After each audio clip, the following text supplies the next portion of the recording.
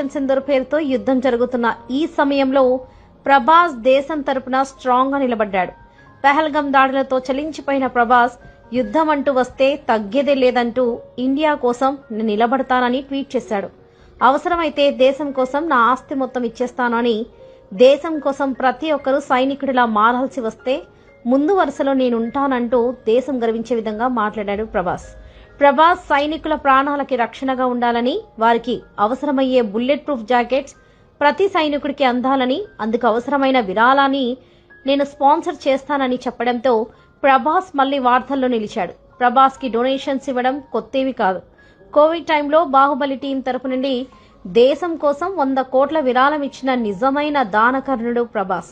ఇంకా Prabhas donation list చూసుకుంటే 2020 Covid సహాయం కోసం ప్రధానమంత్రి రిలీఫ్ ఫండ్ కి 3 కోట్లు, Andhra Pradesh Telangana CM relief fund కి 2 కోట్ల చొప్పున మొత్తం 4 కోట్లు ఇచ్చారు.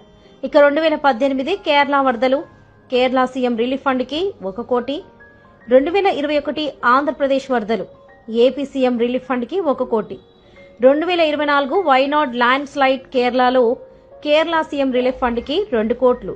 ఇక 2024 ఆంధ్రప్రదేశ్ తెలంగాణ సీఎం రిలీఫ్ ఫండ్లకు 1 కోటి చొప్పున మొత్తం మీదుగా 2 కోట్లు ఇచ్చారు. ఇక హైదరాబాద్ వరదలు 1,50 లక్షలు, చెన్నై రైతులకు 75 లక్షలు, టీఎఫ్డీఏకి 35 లక్షలు విరాళంగా ఇచ్చారు.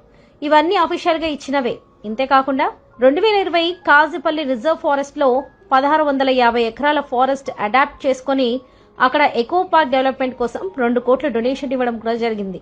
అందుకే ప్రభాస్ ని రియల్ లైఫ్ లో కూడా హీరో అంటారు. నిజమైన మనసున్న మహారాజురా మా ప్రభాస్ అని ఫ్యాన్స్ చొక్కాలు ఎగరేసుకుని తిరుగుతారు.